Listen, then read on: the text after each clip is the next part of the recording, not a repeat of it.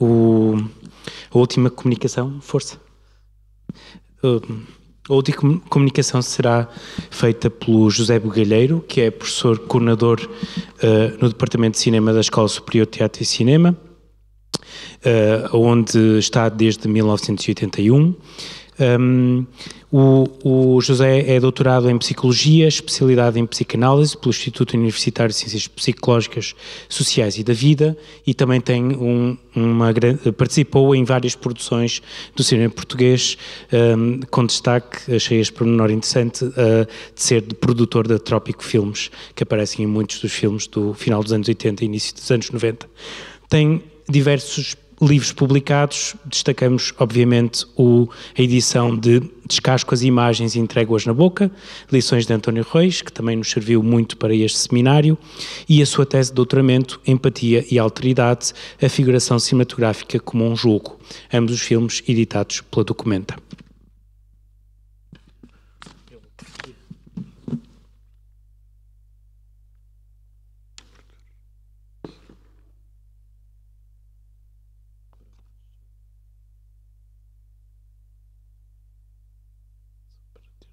Isto não é o que está a ver é sempre o vermelho.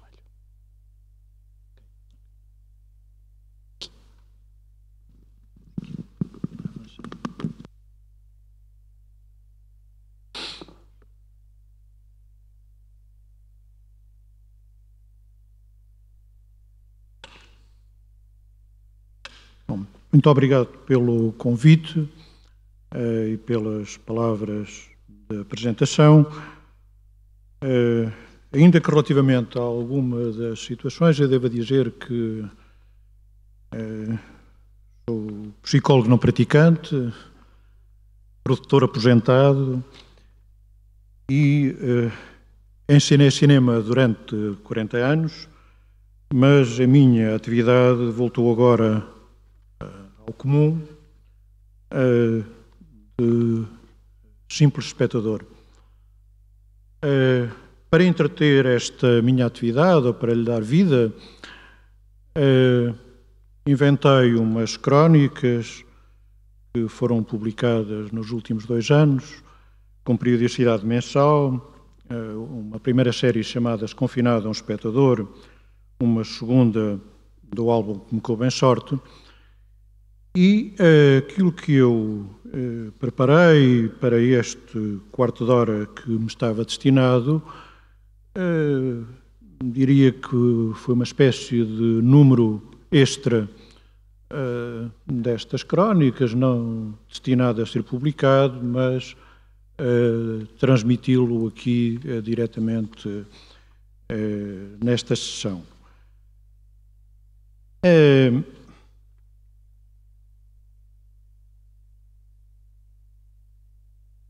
Obviamente, ainda gostava também de dizer isso, é com muito gosto que aqui estou, porque para mim é um muito grato motivo voltar a aproximar-me de António Reis,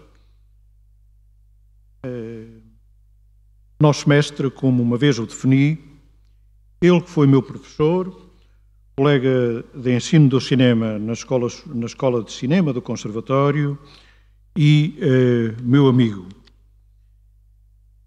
Ao contrário do que os que me precederam, que disseram coisas particularmente rigorosas sobre o restauro e a forma de podermos continuar a ver as imagens, como já recordo do que disse anteriormente, eu irei falar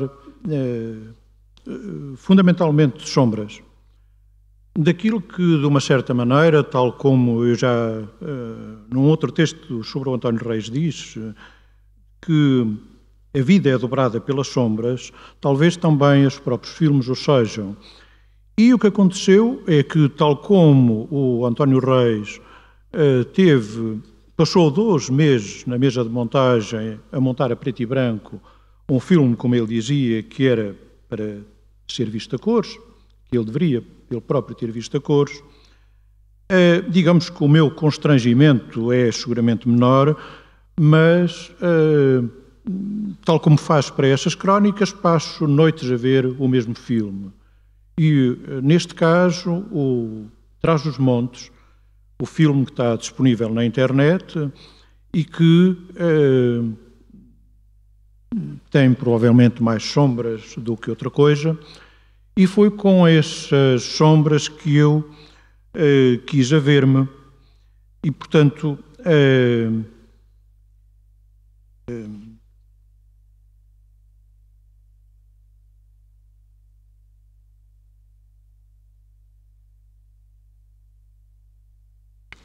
e daí que também tenha vindo este próprio título para estas palavras.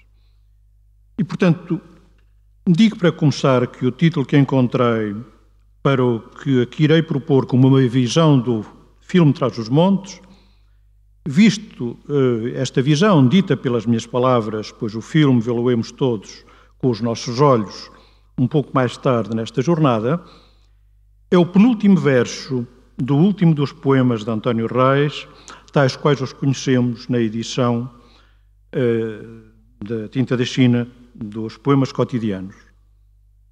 Sobre o motivo que escolhi, as sombras, não poderá ignorar-se essa afirmação perentória do próprio António Reis, que na concepção dos projetos sobre o Nordeste, como inicialmente se chamava Trás-os-Montes, não pactuava com nada nem ninguém, retirada de declarações registadas pela revista Cinéfilo, em que dizia: mesmo a sombra de uma árvore é, esteticamente geopolítica, interveniente e revolucionária. Das outras várias ocorrências deste motivo nos seus versos, umas 7 em Poemas Cotidianos, poderia citar: nascem flores dos teus beijos nos teus ombros, e abelhas e sombras. Ou então, o outono ainda tem a cor da areia, e já a luz passa as folhas no teu rosto. Segues as ramagens no vestido, e são naturais, amor, as sombras inquietas. Retenho, no entanto, as sombras que se alongam, ao mesmo tempo que procuro circunscrever o campo de tal ocorrência, juntando mais 2 versos. Bate coração, até as sombras se alongarem pelos braços. Trás-os-Montes é muito longe, afirma António Reis, sem hesitações. E num primeiro momento, segundo a sua própria apreciação, ao rever as fotografias que lá tirara, resultou mesmo inatingível. Diz ele: nenhuma dor intolerável nelas ficou, nenhuma esperança, qualquer raiz. A tarefa que me proponho será, pois, tentar relevar algumas manifestações do que procurava, dor, esperança, raízes, e para as quais encontrou um sentido cinematográfico, porventura urdido nas muitas formas de longura presentes em Trás-os-Montes.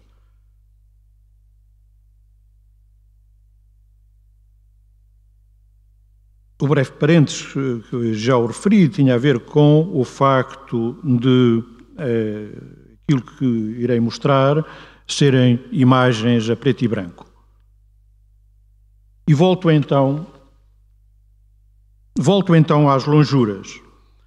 A primordial longura, a longura do passado, como às vezes é dita, está indissociavelmente ancorada na língua, a qual constitui o mais profundo elo, de tal modo que mesmo os que partiram do Nordeste há muito tempo ainda tremem, diz António Reis, se alguém diz o nome de uma árvore no seu dialeto. E os que lá ficaram permanecem longe das leis da capital e disso se contentaram. Em resposta a uma observação de Sérgio Daney, na entrevista aos Cahiers do Cinéma 1977, declarações que, juntamente com as da entrevista conduzida por João César Monteiro ao Cinéfilo, já muitas vezes citado, constituem o que de mais decisivo Reis disse sobre como é que aquilo lhe saiu da cabeça, em que o crítico francês refere o facto de o filme abrir com um pequeno pastor lendo uma inscrição que remete para um passado muito longínquo, António Reis faz prontamente notar que no filme há 3 pastores e são todos diferentes. Sobre este primeiro, dirá, entre outras coisas, que é uma força da natureza, um pastor que tem um ofício, usa um código com os seus animais, caminha na noite, sendo difícil, no que ele diz, separar música, aspectos fonéticos, lexicais, perante o choque que sentimos entre estes elementos no subdialeto muito antigo que ele fala. E sublinha igualmente, pode mesmo ser tomado por primitivo no bom sentido do termo, aspecto que o torna muito diferente do pastor do fim. Sobre este último, António Reis nada mais acrescenta, mas nós não teremos dificuldade particular ao ver o filme em notar que este pastor jovem, mas mais velho do que o primeiro, se apresenta imóvel e silencioso. Que o seu rebanho não é de ovelhas, mas de cabras, e que na natureza agreste há um vento que o fustiga com violência. O ambiente, poder-se-ia dizer, faz lembrar palavras de Walter Benjamin a propósito do anjo da história. Sopra o vendaval que se enrodilha nas suas asas, esse vendaval arrasta-o imparavelmente para o futuro a que ele volta às costas. Aquilo a que chamamos progresso é este vendaval.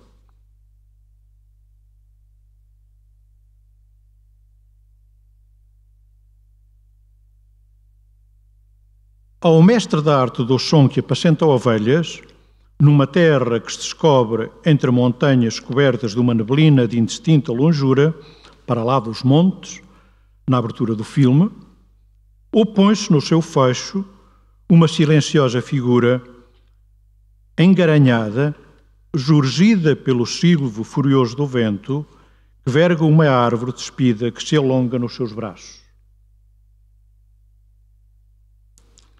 E falta-nos o segundo pastor, que Reis não oferece quaisquer traços de caracterização, a menos que nós procuremos discerni-los na segunda forma de longura, que corresponderá à das comunidades aldeãs, que nunca se fala, mas é preciso sentir que elas existem. Estou a citar palavras de António Reis. E encontrando a parte, ganhemos o todo. Se fizéssemos um levantamento completo, não poderíamos, como é evidente, deixar de considerar a jovem pastora das ovelhas brancas e pretas. Também surge no filme. Irei, no entanto, supor que a figura do segundo pastor a que Reis alude é outra. Está entre os mais. Será dizer pouco sobre a comunidade procurada, mas digo convicto. Está entre os mais que na noite caminham juntos, que no dia a dia se revezam no trabalho, um dia vai um, no outro dia cabe ao outro. E julgo não me enganar, revi o plano muitas vezes, há mesmo um dia em que não há pastor. Fora preciso largar tudo. O rebanho move-se lentamente pela brisa da tarde. A panorâmica acompanha o seu andamento, descobre uma árvore majestosa e a sua sombra. Ato contínuo, uma mulher corre. Atalha. Continua a correr. Deixou tudo para trás, para acudir a uma aflição. Digo eu. Já tirou da cabeça o lenço preto, troca-o agora de uma mão para outra, atirando para a frente, como se com ele pudesse alcançar mais depressa onde quer chegar.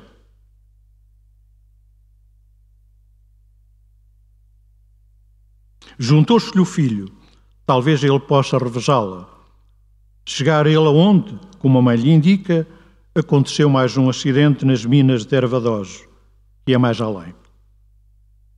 Quantas mais destas lonjuras será preciso vencer, graças ao alongar das sombras?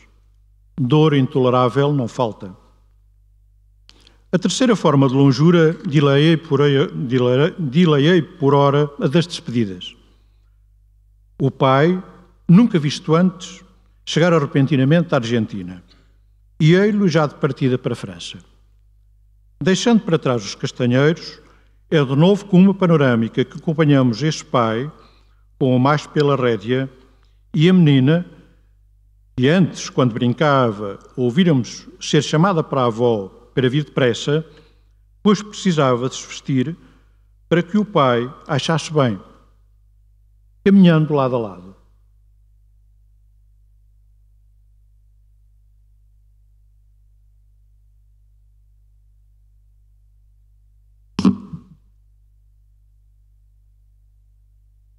Atravessam o campo lavrado, fazendo levantar uma nuvem de poeira que, deslocando-se em sentido contrário ao da sua marcha, cobrirá como uma sombra os seus passos.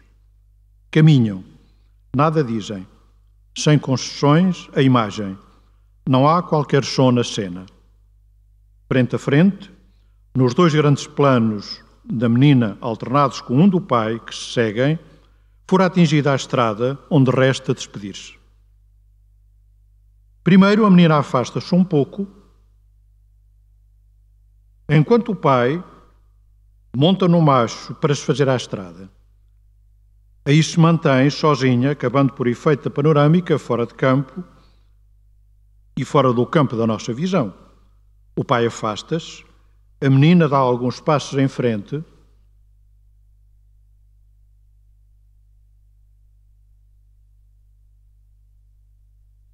e levanta o braço para acenar. A sua sombra alonga-se à medida que o sol cai e o pai se distancia. Quando o pai desaparece, aproxima-se seguramente o fim da tarde. Sabemos que a história que deu origem a esta ideia da cena fora muitas vezes contada pela mãe de Margarida Cordeiro, que ficara horas e horas a dizer adeus ao pai, numa estrada sem fim. Mas é uma outra repetição que me acode, como um ritornelo vindo do início dos 4 quadros da disposição à atmosfera, a parte lírica com que abre Temor e Tremor, em que Søren Kierkegaard retoma a famosa história de Abraão. Era de manhãzinha, Abraão levantou-se, abordou os burros, deixou a sua casa com Isaac, enquanto da janela Sara os viu descer pelo vale até se perderem de vista. Caminharam em silêncio. De onde retiro esta razão para uma tão longa jornada, a anteceder uma despedida como esta, levando-me a pressupor que teriam saído de manhãzinha. Não falo já da menina, mas dos demais. De entre os muitos que comentaram esta cena, releio palavras escritas por Luís de Pina. Quando o pai da menina se afasta pela estrada fora, num plano fixo longuíssimo, rumo à distância de uma Europa onde irá vender a sua força de trabalho, nós seguimos o adeus da menina, que fica a acenar-lhe de cá, enquanto o homem, cada vez mais longe, até se perder na estrada, vai acenando também.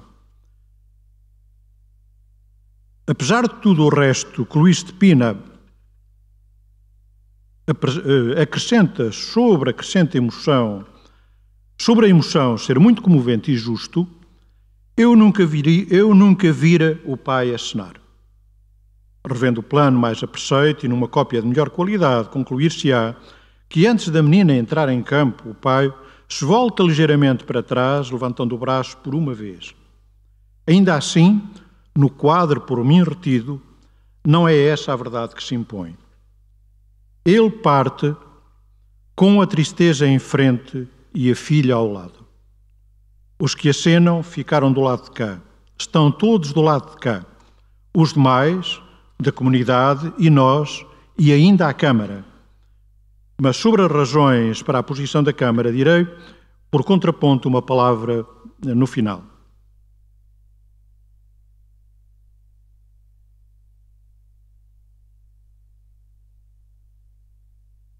Confuso, eu também.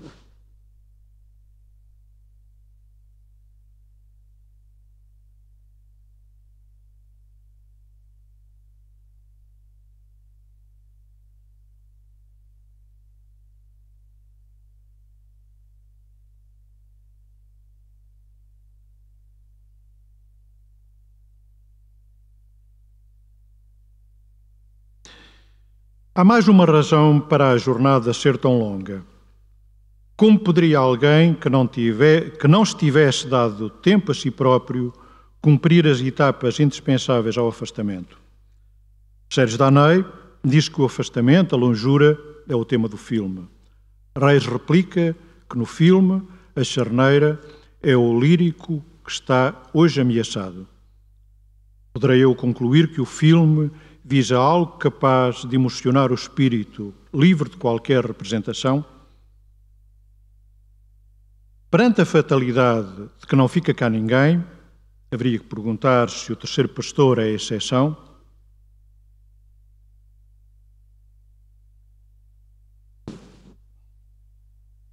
No cais de embarque, antes do alvorecer, a mãe, com a mão pousada no ombro do filho, acompanha-o à carruagem. É a mesma estação onde no início chegavam os que vinham para curta visita a parentes. Para onde possa ser esta madrugadora partida, nada nos é dito. Eu também não sei mais do que isto. O comboio parte, rasgando a noite, e o homem da Câmara não se detém. É a altura de voltar à questão da posição da Câmara, convocando de forma breve o que já tem designado por mobilização da Câmara, e relativamente a António Reis defini como modo eleito e uma última prova passar a val. Ou seja, encontrar uma passagem, um ponto onde se pode atravessar tocando no fundo, mas sem se afogar. Desta forma, quis eu indicar uma possível relação entre este modo de passagem e o próprio ato de enquadrar, visto enquanto plano de composição e movimento de câmara, ou será exagerado dizer vida do cinema. No cinema, não dominado pela ação narrativa, avesso ao predomínio do entrecho, palavras de António Reis, em que as mais das vezes o ato de enquadrar e em particular o movimento da câmara vai a reboque, no cinema de António Reis, a função do homem da câmara toma cada vez mais importância e autonomia, e no seu pensamento também. O comboio serpenteia entre a terra e o céu. Com meios mínimos, para estudar e aprender iluminação, basta uma vela, dizia António Reis aos seus alunos. O homem da câmara proscruta-o na suada da máquina a vapor, descobre-o mais à frente guiado pelo fumo ou pelo apito, ora estridente, ora engasgado. E ainda num movimento heterodoxo,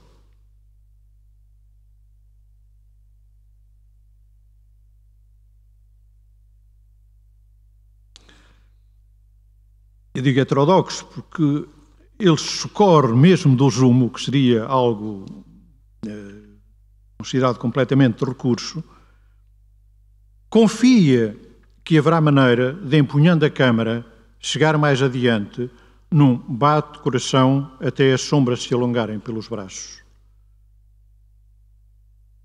Tendo nascido numa região, são palavras de António Reis, sem força, sem beleza, sem expressão, desgastada pela erosão, António Reis tivera o desejo de renascer noutro lugar. E a primeira vez que for atrás dos montes, sentiu que nasceria lá, para lá fazer um filme sobre a erosão, como disse a Nuno Bragança, quando, querendo referir-se exatamente ao que significa essa palavra, ou seja, um desgaste progressivo devido a agentes externos e internos da cultura valiosa e multissecular existente em tais comunidades.